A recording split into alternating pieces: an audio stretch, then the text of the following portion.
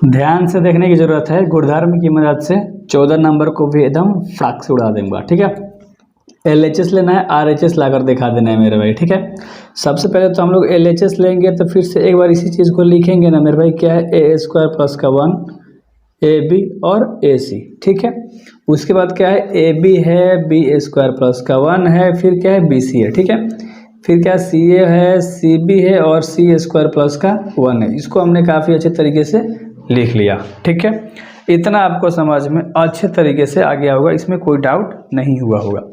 अब हम कुछ भी नहीं करेंगे, हम कॉमन निकालेंगे। इस वाले में से A, इस वाले में से B, इस वाले में से C निकाल लेंगे। ठीक है मेरे भाई, कॉमन निकालेंगे हम लोग क्या, A, B और C। ऐसे भी लिख सकते हो कि R1 से A, R2 से B और R3 से C को कॉमन ले लिया। ठीक है, मान लो A, B, C हम लोगों ने बाहर कॉमन निकाल दिया।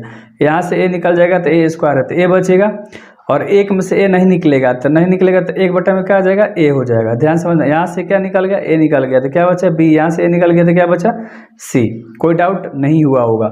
यहाँ से निकल गया B तो क्या बचा, सिर्फ A। यहाँ से निकल गया B, 2 गो था तो 1 गो बचा, प्लस का चिन्ह प्लस। यहाँ से B नहीं निकलेगा तो 1/में क्या हो जाएगा B। ठीक है, कॉमन नहीं निकल रहा है तो यहाँ से B निकल गया तो यहाँ पर क्या बच जाएगा, सिर्फ C बच जाएगा। ठीक है, उसी तरह से इस वाले में से C निकाल देना है तो A बचेगा, यहाँ पर B बचेगा और यहाँ पर क्या बचेगा, C प्लस A में C बच जाएगा। कोई दिक्कत वाली बात नहीं थी। आई होप आपको अच्छे तरीके से समझ में आ गया इतना। ठीक है, तो मैंने काफ़ी डिटेल में इतना लिख रखा है मेरे भाई और अच्छे से आपको समझ में आ गया। अब हम लोग क्या करेंगे, ध्यान से समझना है आपको। ठीक है, अब सिर्फ इसको हम ब्रेक कर देंगे, इसको हम एक लाइन करेंगे। ठीक है, बाकी सब जस का तस लिखेंगे। ध्यान से देखना, A, B और C को हम बाहर जस का तस लिखेंगे। इसके नीचे कुछ नहीं तो एक है, एक और एक एल्सियम A होगा तो A² प्लस का 1/में A हो जाएगा। ध्यान से समझना। ठीक है, A² प्लस का 1/में A हो जाएगा।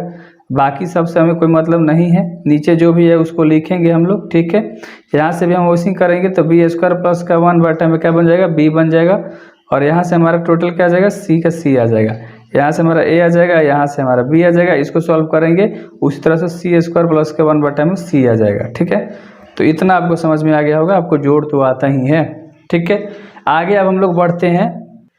अब हम यहाँ पर क्या करेंगे ना, ये पूरा C1 है। ठीक है, ये पूरा C2 है, ये पूरा C3 है। C1 से हम लोग ना A को गुणा करेंगे, C2 से हम लोग B को गुणा करेंगे, C3 से हम लोग C को गुणा करेंगे। मान लो इसमें A का गुणा करेंगे, ध्यान से बनना, इसमें A का गुणा कर दिए यहाँ पर लिख के, तो A से A खत्म हो जाएगा। तो यहाँ पर सिर्फ क्या बचा, A² प्लस का 1। तो यहाँ पर आप लिख सकते हो विकलन कि C1 में, ठीक है, A से गुणा, ठीक है, C2 में भी किससे गुणा बताओ, B से, और C3 में किससे, C से गुणा। ठीक है, अच्छे से आप लिख लेना। ठीक ना, तो यहाँ पर अगर हम गुणा करेंगे और जिससे गुणा करेंगे उससे भागा भी देंगे, क्योंकि कोई अंतर ना पड़ना चाहिए। यहाँ हम क्या बोले कि A से भागा देंगे तो A से खत्म हो जाएगा तो A² प्लस का 1 बचेगा। ठीक है, और उसी से हम भागा भी दे देंगे ABC से, तो समझ से ABC निकल जाएगा। ठीक है, पहले ABC कॉमन है और ABC से ही भागा दे देंगे, और यहाँ पर हम उसी से गुणा कर रहे हैं तो कोई अंतर नहीं पड़ेगा तो A² प्लस का 1 बना देगा। ठीक है, यहाँ पर जो था उसको लिख दो और यहाँ पर लिख दो। ठीक है, अब स्क्वायर क्यों बन रहा है, क्योंकि गुणा हो रहा है, ये भी याद रखना।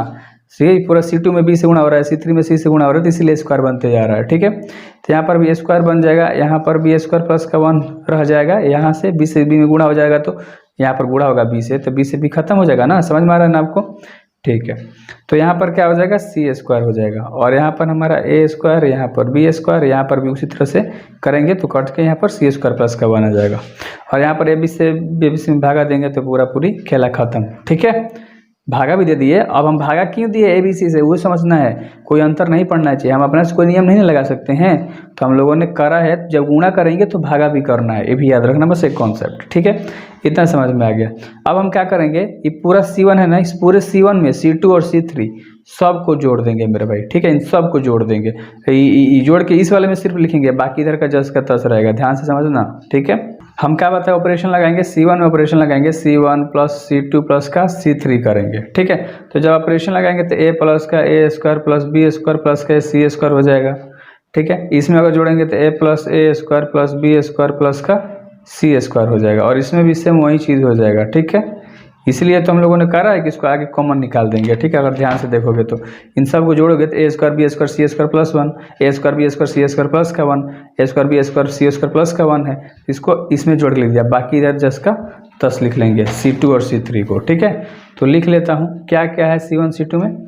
बी स्क्वायर है, बी स्क्वायर प्लस का 1 था और फिर क्या था, बी स्क्वायर था। यहाँ पर क्या था, सी था, सी स्क्वायर था और यहाँ पर क्या था, सी स्क्वायर प्लस का 1 था यहाँ पर। ठीक है, तो इसको हम लोगों ने अच्छे से लिख लिया। ठीक है मेरे भाई, इतना आ गया।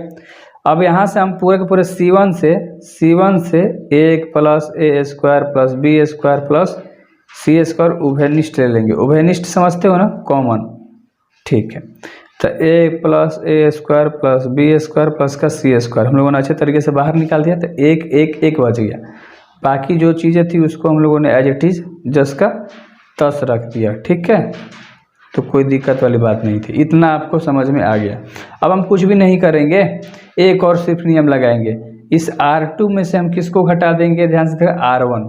ठीक, अगर हम R2 में अप्लाई करेंगे तो R2 में से हम R1 को घटाएंगे और एक और ऑपरेशन लगाएंगे R3 में, तो R3 में से हम फिर से R1 को ही घटाएंगे। यानी R2 में से भी ये पूरा R2 में से R1 को, R1 में कोई अप्लाई नहीं कर रहे हैं तो R1 जस्ट का तस रह जाएगा। ठीक है, इसमें कोई छेड़खानी नहीं करनी। R2 में छेड़खानी करनी है, R1 को घटाना है। एक में लग जाएगा तो 0, बी स्क्वायर प्लस 1 मतलब बी स्क्वायर जाएगा तो 1 सिर्फ बच जाएगा और सी स्क्वायर मतलब सी जाएगा तो एगो सी बच जाएगा। कोई दिक्कत वाली बात नहीं थी।